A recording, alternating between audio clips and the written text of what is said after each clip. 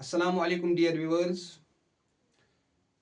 आज हम डिस्कस करने जा रहे हैं अल्टरनेटिंग चैप्टर का पहला लेक्चर। इससे पहले हमने एक वीडियो अपलोड किया है जिसमें हमने डिस्कस किया है कि इस वाले लेक्चर सीरीज में हम कौन कौन से टॉपिक्स, इस वाले चैप्टर अल्टरनेटिंग करंट जो कि क्लास 12 का टॉपिक है, इसमें हम कौन कौन से टॉपिक्स डिस्कस करेंगे। ठीक है, आज हमारा जो पहला लेक्चर होगा वो होगा बेसिक इंट्रोडक्शन पर। अल्टरनेटिंग करंट क्या होता है, डायरेक्ट करंट क्या होता है, अल्टरनेटिंग करंट कैसे जनरेट की जाती है। ठीक है, और इसमें इंस्टेंटेनियस वैल्यूज क्या होते हैं, मतलब बेसिक से हम पूरा पूरा बेसिक से हम स्टार्ट करेंगे। सबसे पहले हम अल्टरनेटिंग करंट की डेफिनेशन देखेंगे।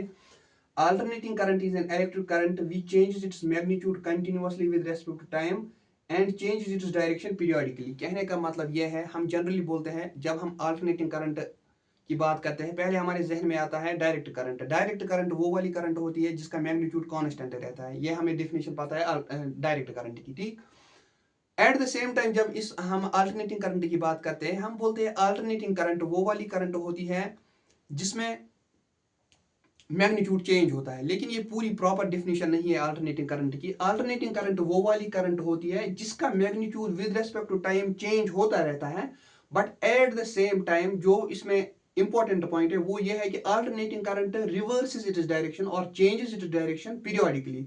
That means after a fixed interval of time जो अल्टरनेटिंग करंट है वो अपनी डायरेक्शन को चेंज करता है। ठीक है, दैट मीन्स हम ये यहाँ पर जो इसकी प्रॉपर डिफिनीशन है वो हम ये कह सकते हैं, जो अल्टरनेटिंग करंट होती है वो बाई डायरेक्शनल होती है। Wire is direct current is that current which is unidirectional. Okay, अब हम बात करेंगे जो सोर्स ऑफ अल्टरनेटिंग करंट होता है वो है जनरेटर, एसी जनरेटर, और जिसको हम दूसरा नाम बोलते हैं अल्टरनेटर। ठीक है, जो अल्टरनेटिंग करंट का जो अल्टरनेटिंग सोर्स का सिंबल होता है वो यहाँ पर मैंने रिप्रेजेंट किया है, और यहाँ पर मैंने मेंशन किया है alternating current it's a by directional current, wire is DC current is a unidirectional current. वो एक ही डायरेक्शन में फ्लो होती है, लेकिन जो अल्टरनेटिंग करंट है इसकी डायरेक्शन चेंज होती है। ये पॉजिटिव डायरेक्शन में भी, फॉरवर्ड डायरेक्शन में भी फ्लो करती है और रिवर्स डायरेक्शन में भी फ्लो करती है। ठीक है, और आगे जाके हम इसके बारे में और ज्यादा जानेंगे। फिलहाल हम यहाँ पर डिस्कस करेंगे जनरेशन ऑफ एसी, एसी कैसे जनरेट होती है। ठीक है, हमारे पास, हमें पता है, अगर हमें डायरेक्ट करंट की जब हम बात करते हैं, हमारे घर में बहुत सारे टॉयज भी होते हैं जिनमें छोटी छोटी बैटरीज लगी होती है, हमें पता है ये, मतलब और उनके साथ एक मोटर भी कनेक्ट हुआ होता है। ठीक है, वो डीसी मोटर होता है, और वो जो उसका सोर्स ऑफ सप्लाई होता है वो डायरेक्ट सप्लाई होती है, डीसी सप्लाई होती है। ठीक है, या हमारे घर में इन्वर्टर होता है, उसके साथ हमारे पास हमें एक बैटरी अटैच होती है, वो बैटरी जो हमें पता है that's the source of DC.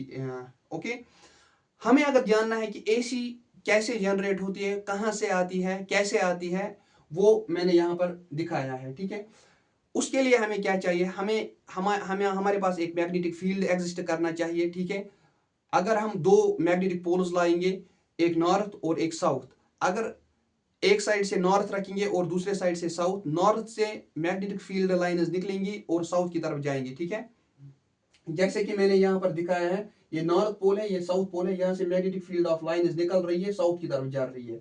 अब ये जो मैग्नेटिक फील्ड एग्जिस्ट कर रहा है, इसमें अगर हम एक कॉइल को प्लेस करेंगे, ठीक है, ये जो मैग्नेटिक फील्ड लाइंस है ये कट करेंगे, ये दैट मींस ये लिंक करेंगे किसके साथ, इस कॉइल के साथ। फेराडे लॉ क्या बोलता है, फेराडे लॉ हम वो दूसरे टॉपिक चैप्टर में हम डिस्कस करेंगे अच्छे से, उसको भी अच्छे से जानेंगे। फिलहाल हम याद रखेंगे फेराडे लॉ बोलता है कि अगर एक कॉइल एक मैग्नेटिक फील्ड में रखी जाए और वो जो मैग्नेटिक फील्ड लाइन उसके साथ लिंक कर रही है, ठीक है, if the flux linkage with the coil changes with respect to time, then the EMF will be developed across the coil। वही यहाँ पर होता है। इस मैग्नेटिक फील्ड फिलहाल के तौर पर यहाँ पर स्टेटिक है, ठीक है, लेकिन हम कॉइल को ही रोटेट कराएंगे। ठीक, बाय सम मींस, जैसे कि प्राइम मूवर हमारे पास होता है। ठीक है, या सपोज आप ऐसे एज्यूम कर लो, ये हमारे पास एक कॉइल है, यहां से हमने एक हैंडल रखा है इसके लिए। ठीक है, अगर हम इस हैंडल को घुमाएंगे दैट मींस हम इस कॉइल को घुमा रहे हैं। यहां पर जो मैग्नेटिक फील्ड लाइंस है, ये वाली कॉइल उन मैग्नेटिक फील्ड लाइंस को कट कर रही है। फैराडे बोलता है कि अगर मैग्नेटिक फील्ड लाइंस को ये कॉइल कट करेगी, उसकी वजह से वोल्टेज डेवलप होगी अक्रॉस इट्स टर्मिनल। ठीक है, यहां तक हमें समझ आया। लेकिन अब ये जो वोल्टेज यहां पर डेवलप हो रही है ये अल्टरनेटिंग नेचर की है। ठीक है, ये अल्टरनेटिंग नेचर की है।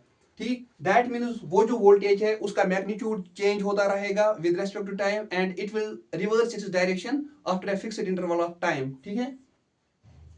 और हम यहां पर जानते हैं अगर हमें कहीं किसी भी सर्किट में अगर हमें करंट को फ्लो कराना है उसके लिए हम हमारा जो सर्किट है वो क्लोज होना चाहिए, ठीक है, क्लोज लूप होनी चाहिए, ठीक। यहां पर जो कॉइल के अक्रॉस वोल्टेज डेवलप हुई, यहां पर मैंने एक रेजिस्टर दिखाया है, इसको मैंने बोला है ये लोड है सपोज हमारा, ठीक। लोड कुछ भी हो सकता है, ठीक है, मोटर कुछ वगैरह कुछ भी हो सकता है, ठीक है। ये हम आगे जानेंगे लोड क्या क्या हो सकता है, किस किस्म का लोड हो सकता है, capacitive load, inductive load, resistive load, उसके बारे में हम आगे जाके डिस्कस करेंगे फिर क्या इंपैक्ट आएगा वोल्टेज और करंट पर। फिलहाल हम यहाँ जानेंगे अगर हमें करंट को फ्लो कराना है उसके लिए हमें इन टर्मिनल्स को इसके साथ मिलाना है और इन टर्मिनल्स को इसके साथ मिलाना है, ठीक है। हमने एज्यूम किया है ये जो यहाँ पर वोल्टेज डेवलप हुई है उसकी पोलैरिटी है सपोज, फिलहाल के लिए ये भी हम जानेंगे आगे जाके ये पोलैरिटी हम कैसे डिराइव कर सकते हैं। फिलहाल हमने एज्यूम किया है ये वाला जो टर्मिनल है ये पॉजिटिव टर्मिनल है, ये वाला है ये नेगेटिव टर्मिनल है, ठीक है। दैट मीन्स पॉजिटिव से करंट जाएगी लोड की तरफ, दैट मीन्स करंट इस साइड से आएगी, ठीक है, और यहां से जाएगी, ठीक। यहां से हमने समझा कि ये जो वो अल्टरनेटिंग वोल्टेज है ये कहां से जनरेट होती है। ये अब यहां पर मैंने नॉर्थ और साउथ पोल दिखाया है, ये वाले जो नॉर्थ ये परमानेंट नॉर्थ और साउथ पोल है, इसकी इसकी जगह हम इलेक्ट्रोमैग्नेट भी यूज कर सकते हैं, ठीक है। फिर हमें क्योंकि इलेक्ट्रोमैग्नेट जो होता है उसकी जो स्ट्रेंथ होती है मैग्नेटिक फील्ड की वो ज्यादा बेहतर होती है, उस केस में हम क्या करेंगे, उस केस में हम सपोज हमारे पास ये कोर है, इस पर हम वाइंडिंग्स करेंगे, ठीक है।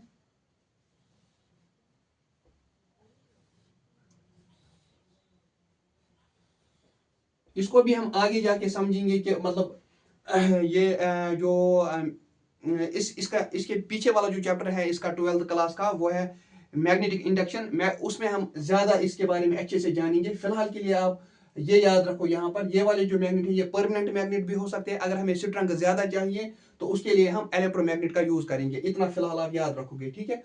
अब ये जो वोल्टेज इस कॉइल के अक्रॉस डेवलप होती है उसकी वेव फॉर्म मैंने यहां पर ड्रा करी है, ठीक है। वो एक अल्टरनेटिंग वोल्टेज होती है और अल्टरनेटिंग वोल्टेज की जो इक्वेशन है वो मैंने यहां पर रिप्रेजेंट करी है V is equal to V not sine of theta, ठीक है। ये जो थीटा है ये क्या रिप्रेजेंट कर रहा है, ये रिप्रेजेंट कर रहा है सपोज पहले इनिशियल पोजीशन में हमारी कॉइल ऐसे थी, ठीक है। फिर जब कॉइल ने रोटेट करना स्टार्ट किया फ्रॉम द रेफरेंस ऐसे ऐसे ऐसे ऐसे ऐसे फिर ऐसे ऐसे ऐसे ऐसे फिर ऐसे ऐसे ऐसे ऐसे ऐसे it keeps rotating and now it has completed one revolution, okay, that is it has completed 360 degree, okay. यहां से हमें पता चलता है कि ये जो इक्वेशन है ये एक अल्टरनेटिंग इक्वेशन रिप्रेजेंट कर रहा है। थीटा भी हमें पता चला कि रेफरेंस से ये जो हमारी कॉइल है इसने कितना रोटेट किया, थीटा रिप्रेजेंट कर रहा है कितना डिग्री हमारी जो कॉइल है उसने रोटेट किया from the reference point, okay. अब हमें पता है थीटा होता है बराबर ओमेगा टी के बराबर और फिर हम लिख सकते हैं V is equal to V not sine of omega T. अब जब हमें पता है कि वोल्टेज जो है वो अल्टरनेटिंग नेचर की है, दैट मीन्स जब हमने यहां से लोड लगाया जो अब इसमें करंट फ्लो होगी ये आपको याद रखना है वो भी अल्टरनेटिंग नेचर की होगी।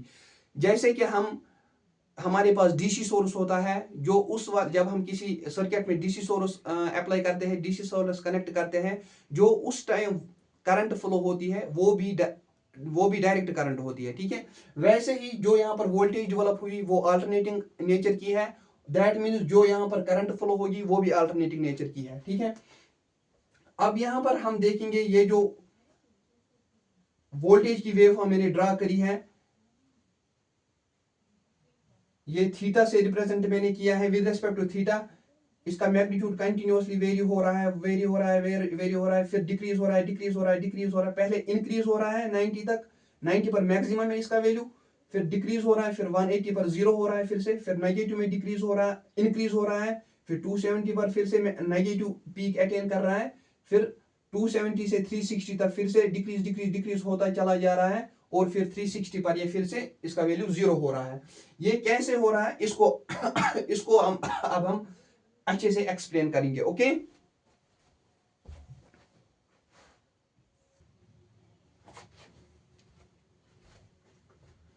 अब हम देखेंगे डिफरेंट इंस्टेंट्स पर ये जो वोल्टेज और करंट का वैल्यू क्या होगा, ठीक है, इसको हम समझेंगे। आउटपुट वोल्टेज की जो हमारे पास इक्वेशन है वो है V is equal to V not sine of omega T. Omega बराबर होता है 2 pi divided by T. This T represents time period, इसको भी हम अभी समझेंगे ये टाइम पीरियड क्या होता है, फ्रीक्वेंसी क्या होता है, ठीक है। Frequency is inversely proportional to time period, इसको भी अभी हम देखेंगे, ठीक है। That it implies 1 by T is equal to F. So यहाँ पर है 2 पाई डिवाइडेड बाई टी, और इसको हम लिख सकते हैं omega is equal to 2 pi, 1 by T को हम लिख सकते हैं F, that is omega is equal to 2 pi F. अब जो यहाँ पर हमारी इक्वेशन है v is equal to V not sine of omega T. अब अगर हम इसको यहाँ पर रिराइट करेंगे v is equal to V not sine of omega की जगह हम रिप्लेस करेंगे 2 पाई बाई टी, ठीक है, जो कि टाइम पीरियड रिप्रेजेंट कर रहा है। और ये वाला जो टाइम है ये टाइम को रिप्रेजेंट कर रहा है, ये टाइम पीरियड को रिप्रेजेंट कर रहा है और ये टाइम को रिप्रेजेंट कर रहा है, ठीक है। यहाँ पर 2 pi by T into T, ठीक। अब अगर हम देखेंगे at T is equal to 0 second, यहाँ पर टाइम जब हमारा 0 सेकेंड होगा, इनिशियली हम देखेंगे इस वोल्टेज का वैल्यू क्या होगा, डिफरेंट इंस्टेंट्स पर हम देखेंगे, डिफरेंट टाइम इंटरवल्स पर हम वैल्यू देखेंगे, ठीक है।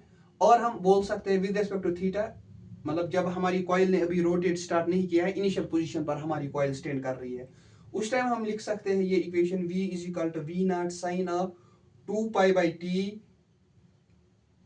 टाइम की जगह हम रख सकते हैं 0 seconds, that means 0 multiplied by anything is 0। v is equal to V not sine of 0, sine of 0 का हमें वैल्यू पता है वो 0 के बराबर होता है, that means v is equal to 0 volt, ठीक है। दैट मीन्स जब टाइम हमारा, जब इनिशियली टाइम हमारा होगा उस टाइम जो वोल्टेज का वैल्यू होगा वो 0 वोल्ट होगा। अब हम बात करेंगे t is equal to T by 4, जो हमारा टोटल टाइम पीरियड होगा उसका चौथा हिस्सा, ठीक है। उस टाइम हम देखेंगे इसका वैल्यू क्या आएगा, v is equal to V not sine of 2 pi by T. इस वाली t की जगह हमने रखा है t बाई 4 इस टाइम, ठीक है, t बाई 4। दैट मीन्स ये t और ये t कैंसिल आउट हो जाएगा, 2 1 आर 2, 2 2 आर 4। यहां से क्या बच जाएगा, v is equal to V not sine pi by 2। Sine pi by 2 की हमें वैल्यू पता है, साइन पाई बाई 2 होता है बराबर 1 के बराबर। That means v is equal to V not, इस टाइम जो वैल्यू होगा वोल्टेज का वो मैक्सिमम होगा, ठीक है, क्योंकि साइन मैक्सिमम कब होता है, जब वो 90 डिग्री होता है, दैट्स पाई बाई 2। अब हम तीसरे इंस्टेंट पर देखेंगे at T is equal to T by 2, जब हमारा जो टोटल टाइम पीरियड होगा उसका आधा हिस्सा, आधे टाइम के आधे ही उस टाइम पर हम देखेंगे, सॉरी यहाँ पर at T is equal to T by 2, okay. इस टाइम हम देखेंगे v is equal to V not sine of 2 pi by T, T की जगह हमने रखा है t बाई 2, ये t और ये 2 कैंसिल आउट हो जाएगा, 2 और 2 कैंसिल आउट हो जाएगा, यहाँ से क्या बच जाएगा, v is equal to V not sine of pi. Sine of pi की वैल्यू भी होती है वो 0 के, साइन ऑफ पाई भी 0 के बराबर होता है। दैट मीन्स इस टाइम भी वोल्टेज का जो वैल्यू होगा वो भी 0 वोल्ट के बराबर आएगा, ठीक है, ओके। इसके बाद हम देखेंगे यही से कि इतना हमने नोट डाउन किया होगा, तो अब हम देखेंगे 8 T is equal to 3t by 4 second, ठीक है, और theta is equal to 270 degree, ठीक। यहां से हमें पता चलेगा v is equal to V not sine of 2 pi by T multiplied by 3t by 4। ये हम टाइम के डिफरेंट इंटरवल्स ले रहे हैं, ठीक है। t और t कैंसिल आउट हो जाएगा, 2 1 आर 2, 2 2 आर 4। यहां से क्या बच जाएगा, v is equal to V not sine of 3 pi by 2। 3 pi by 2 कितना होता है, 270 degree. Sine of 270 degree, sine of 270 degree होता है बराबर -1 के। दैट मीन्स यहां से जो वैल्यू इस टाइम वोल्टेज का आएगा वो आएगा v is equal to V not volt, ठीक है। इस टाइम भी वोल्टेज का वैल्यू मैक्सिमम होगा लेकिन नेगेटिव साइड से होगा, ठीक है। ये भी आपने नोट डाउन किया होगा। अब हम देखेंगे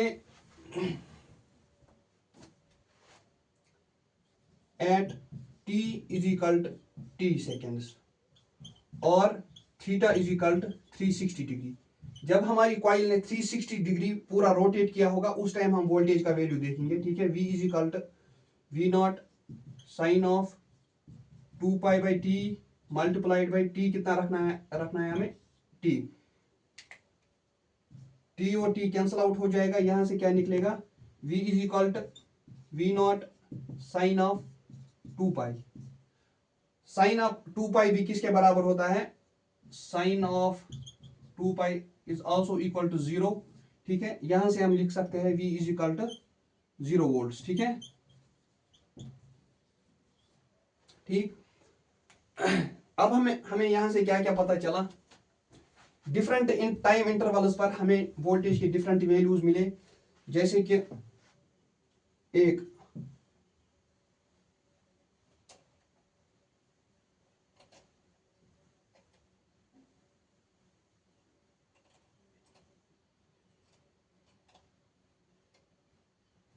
पहला, जब टाइम 0 सेकेंड्स था उस टाइम वोल्टेज का वैल्यू है 0 वोल्ट, ठीक है। दूसरा, ये हम यहां से समराइज कर रहे हैं, जब टाइम था t/4 सेकेंड्स उस टाइम वोल्टेज का वैल्यू जो था वो V0 था। तीसरा, जब टाइम हमारा था t/2 सेकेंड्स उस टाइम वोल्टेज का वैल्यू था 0। फोर्थ, जब हमारा टाइम था 3t/4 सेकेंड्स उस टाइम वोल्टेज का वैल्यू था -V0। और फिफ्थ, जब हमारा टाइम इंटरवल बराबर था टाइम पीरियड के उस टाइम हमारा जो वोल्टेज का वैल्यू है वो 0 वोल्ट के बराबर होगा, ठीक है। यहाँ पर ये V0, ठीक। अब अगर हम विद रेस्पेक्ट टू टाइम और विद रेस्पेक्ट टू थीटा हम देखेंगे इस वोल्टेज को हम कैसे ड्रा कर सकते हैं, वो मैंने ऑलरेडी यहाँ पर ड्रा करी है, ठीक है। विद रेस्पेक्ट टू टाइम, जब हमारा टाइम 0 सेकेंड्स पर था उस टाइम हमारी वोल्टेज का वैल्यू 0 वोल्ट था। जब हमारा टाइम इंटरवल t/4 था उस टाइम हम देख सकते हैं इसका पीक अटेन हुआ है V0। जब हमारा टाइम t/2 था उस टाइम हमारा वोल्टेज का वैल्यू है वो 0 है। जब 3t/4 इंटरवल था टाइम का उस टाइम हमारा जो वोल्टेज का वैल्यू है वो नेगेटिव में मैक्सिमम पीक अटेन कर रहा है। जब हमारा टाइम टाइम पीरियड के बराबर था उस टाइम फिर से वोल्टेज 0 हो रही है। अब अगर हम विद रेस्पेक्ट एंगल बनाएंगे, that's theta, 0 degree, 90 degree, 180 degree, 270 degree, 360 degree. यहां से हमें पता चला कि मतलब ये वाली जो वेव फॉर्म है इसकी जो शेप है ये ऐसे क्यों है, ठीक है। यहां से हमने इसको डिराइव किया है। अब अगर हम किसी पर्टिकुलर टाइम इंस्टेंट पर, सपोज यहां पर इसको हम लेंगे t1, इस वाले टाइम इंस्टेंट पर इसका वैल्यू देखेंगे, ठीक है। इसी चीज को असल में हम बोलते हैं इंस्टेंटेनियस वैल्यू। जैसे कि हमने अभी भी मतलब जो हम देख रहे थे डिफरेंट टाइम इंटरवल्स पर, किसी पर्टिकुलर इंस्टेंट पर वोल्टेज का वैल्यू, एसी क्वांटिटी का वैल्यू देखना, उसी को बोलते हैं इंस्टेंटेनियस वैल्यू ऑफ वोल्टेज, ठीक है। Instantaneous value of alternating current, ठीक। जैसे कि हमने यहाँ पर एक टाइम इंस्टेंट लिया, सपोज t/4। इस टाइम हमने इस वाले इंस्टेंट पर हमने इसका वैल्यू देखा, वो मैक्सिमम था V0, ठीक है। 3t/4 पर हमने इसका वैल्यू देखा, इस वाली वोल्टेज का, वो हमें पता चला -V0 के बराबर है, ठीक है। विद रेस्पेक्ट टू थीटा भी हम देख सकते हैं डिफरेंट इंटरवल। सपोज जब हमारी कॉइल ने रोटेट किया होगा 90 डिग्री उस टाइम हमारा वैल्यू कितना होगा। जब 180 डिग्री रोटेट करेगी हमारी कॉइल, जो हमने मैग्नेटिक फील्ड लाइन के दरमियान रखी है, उस टाइम वोल्टेज का वैल्यू क्या होगा, ठीक है। अब अगर जैसे कि मैंने इससे पहले भी बोला कि मतलब जब वोल्टेज डेवलप होती है अक्रॉस द कॉइल, अगर अब हमें करंट को फ्लो कराना है उसके लिए हमें जरूरी है कि सर्किट को हम क्लोज करें, उसके लिए हम लोड कनेक्ट करते हैं, जिसकी वजह से फिर जो करंट फ्लो होती है वो भी अल्टरनेटिंग करंट की वो अल्टरनेटिंग नेचर की होती है। दैट मीन्स ये वाली वेव शेप हम अल्टरनेटिंग करंट की भी ले सकते हैं, ठीक है। अल्टरनेटिंग करंट की और अल्टरनेटिंग वोल्टेज की जो शेप होती है वो दोनों की सेम होती है, ठीक है। यहां से हमें पता चला कि ये सब कैसे आया। अब हम देखेंगे कुछ बेसिक टर्मिनोलॉजीज, ये टाइम पीरियड क्या होता है, फ्रीक्वेंसी क्या होता है, ठीक है, इसके बारे में हम जानेंगे, ठीक।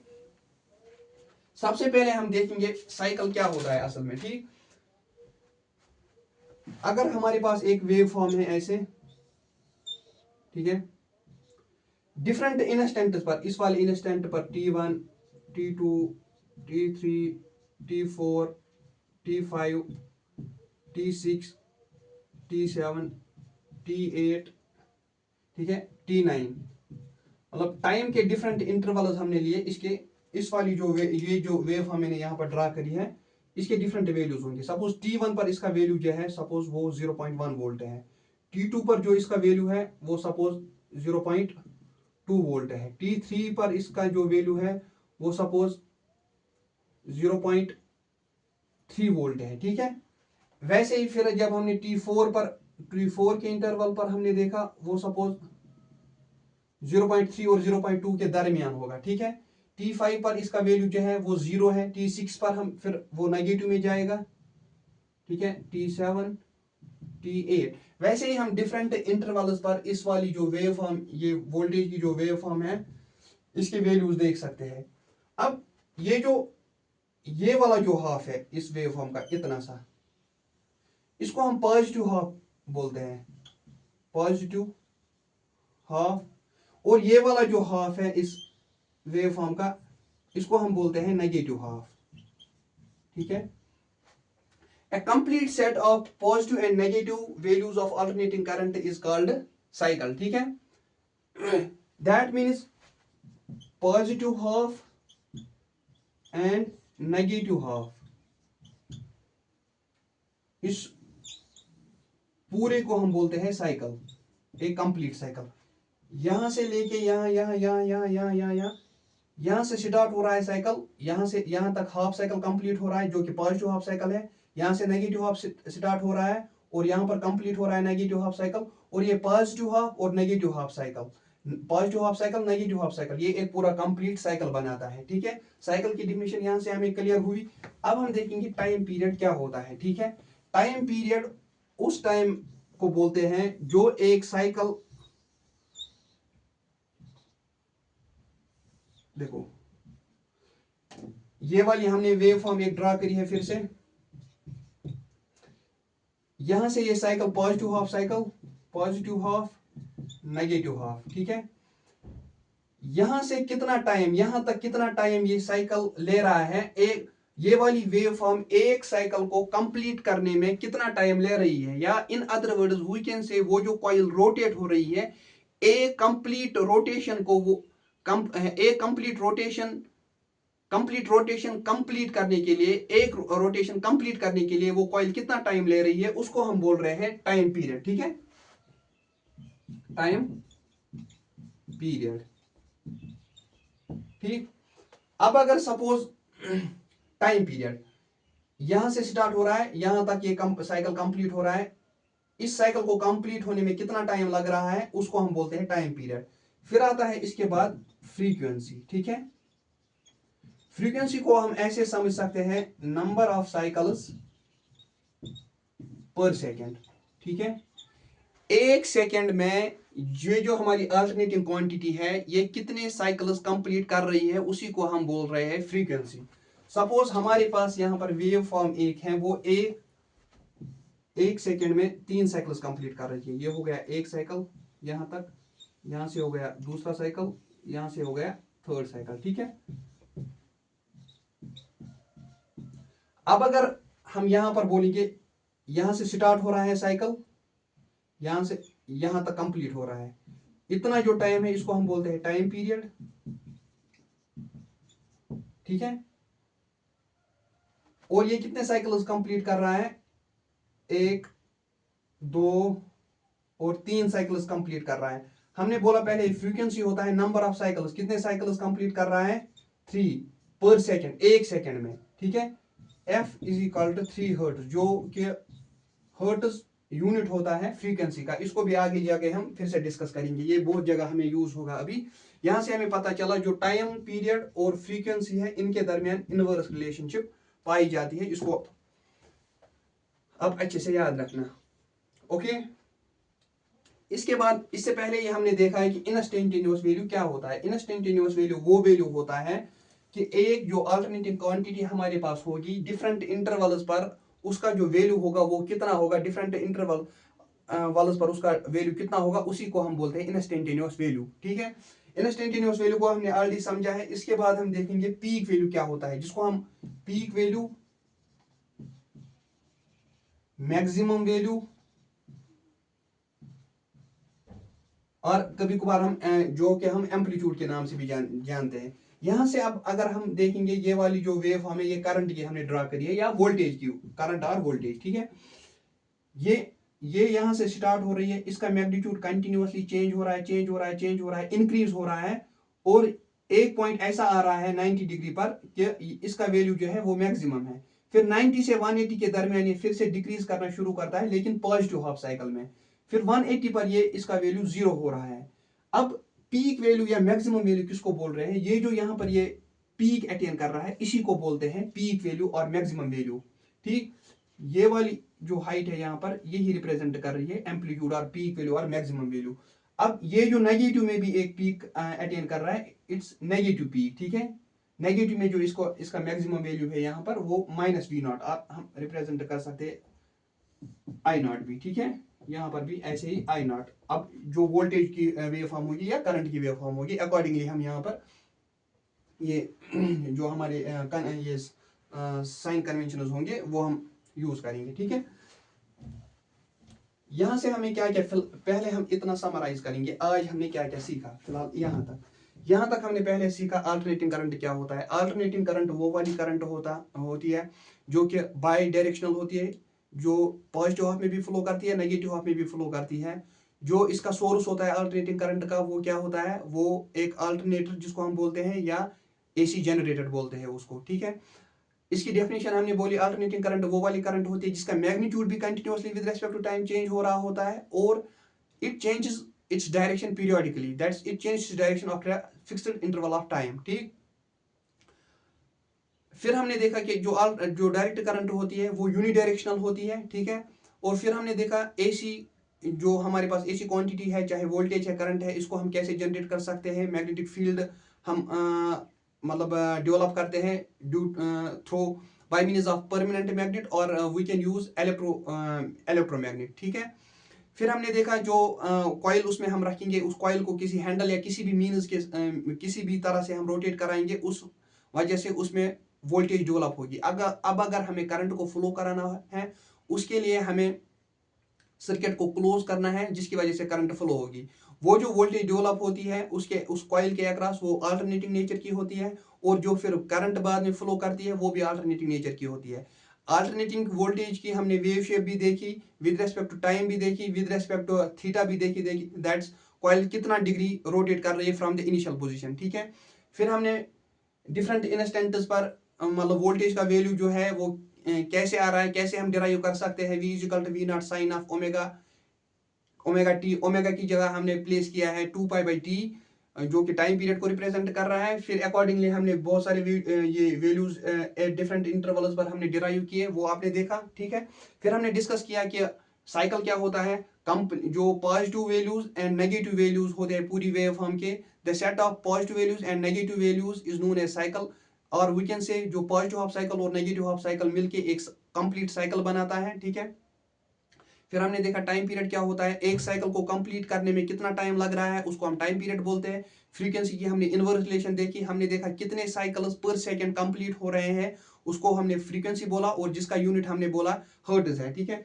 उसके बाद हमने देखा कि मैक्सिमम वैल्यू और पीक वैल्यू और एम्पलीट्यूड क्या होता है, वो जो वेव फॉर्म हमारी मैक्सिमम वैल्यू अटेन करती है उसी को हम मैक्सिमम और पीक वैल्यू बोलते हैं। अब यहाँ पर हम और थोड़ा सा इसमें देखेंगे कि अल्टरनेटिंग करंट के बारे में थोड़ा सा 2 मिनट और हम देखेंगे। सपोज मैं आपको बोलूंगा, यहाँ पर मैंने एक वेव फॉर्म ड्रा करी है, ठीक है। सपोज अगर ये ऐसे है, ठीक है, ऐसे, ठीक, ये वोल्टेज है, ये टाइम है, ठीक है। कोई बोलेगा ये अल्टरनेटिंग करंट है, कोई बोलेगा ये डायरेक्ट करंट है, लेकिन देखना हमें ये है कि अल्टरनेटिंग करंट वो करंट होती है जो बाई डायरेक्शनल होती है। यहां से हमें पता चल रहा है ये सिर्फ पॉजिटिव हाफ में, पॉजिटिव में ही रहती है, सिर्फ एक ही डायरेक्शन में फ्लो करती है, ये नेगेटिव में कभी जा ही नहीं रही है ये वाली wave. So it's a DC, actually इसमें एसी कंपोनेंट भी है, it's a mixture of AC plus DC. लेकिन ये जो एसी है ये रिपल होता है, ripple means unwanted component present in the DC. Okay, इसको हम बाद में रिमूव करते हैं फिल्टर से। ये भी हम कभी किसी टॉपिक में देखेंगे अच्छे से। फिलहाल के लिए it's a combination, it's a mixture of AC plus DC, but ultimately it is treated as DC. Okay, जब हम इसको फिल्टर आउट करेंगे उसके बाद इसमें जो रिपल्स पाए जाते हैं, रिपल वाला कंपोनेंट जो एसी कंपोनेंट है वो नहीं पाया जाएगा। फिर ये हमें याद रखना है। अब अगर मैं यहां पर और एक वेव फॉर्म ड्रा करूंगा, ठीक है, आप मुझे बोलना ये वाली कौन सी वेव फॉर्म है।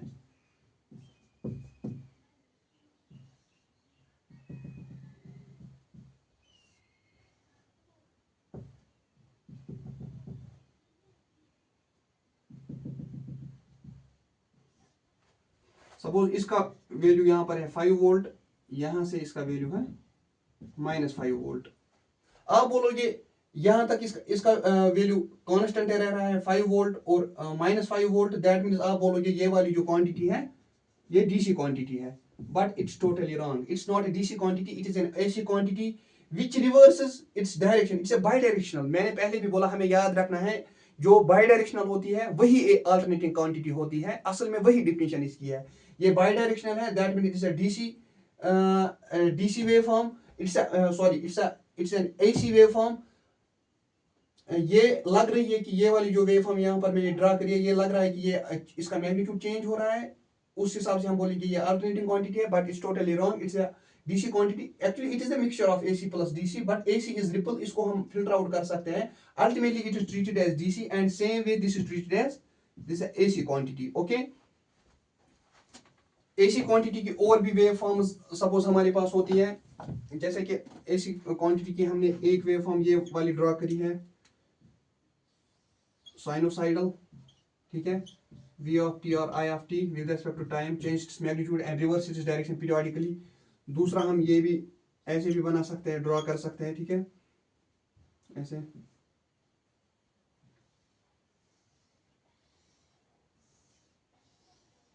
ठीक है,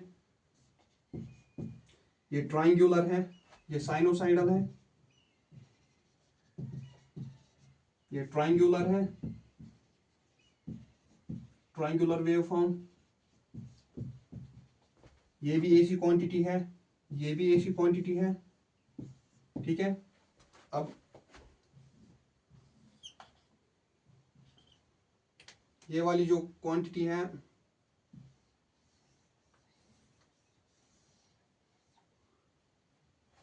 ये वाली भी एसी क्वांटिटी है, ठीक है, एसी क्वांटिटी, ठीक है, ये स्क्वायर वेव है। जनरली हम डिस्कस करते हैं साइनोसॉइडल के बारे में, आगे जाके हम अगर हमारे पास ट्रायंगुलर वेव होगी या स्क्वायर वेव होगी उसको हम कैसे डील करेंगे, और जो जनरल वेव शेप हम बनाते हैं डीसी के लिए विद रेस्पेक्ट टू टाइम, उसको हम ऐसे रिप्रेजेंट करते हैं कि उसका मैग्नीट्यूड कांस्टेंट रहता है विद रेस्पेक्ट टू टाइम, ठीक है। मतलब सपोज हम यहाँ पर इस वाले इंटरवल पर देखेंगे, इस वाले इंटरवल पर देखेंगे, किसी भी इंटरवल पर अगर हम देखेंगे इसका मैग्नीट्यूड जो है वो सेम रहेगा, ठीक है। अब हम नेक्स्ट लेक्चर में डिस्कस करेंगे, जो हम आगे वाले लेक्चर्स में और बेसिक के बारे में जानेंगे कि फेज लीड क्या होगा, लेग क्या होता है, आउट ऑफ फेज क्या होता है, इन फेज क्या होता है, ठीक है। फेजर्स के बारे में हम देखेंगे, RMS value of current, average value of current, peak value of current, इनके दरमियान कौन सी रिलेशनशिप पाई जाती है, और एवरेज वैल्यू अगर हमें एक अल्टरनेटिंग क्वांटिटी का निकालना है, ठीक है, उसका हम एवरेज वैल्यू कैसे निकालेंगे, ये हम अपकमिंग लेक्चर्स में डिस्कस करेंगे। थैंक यू, अल्हम्दुलिल्लाह, अस्सलाम वालेकुम।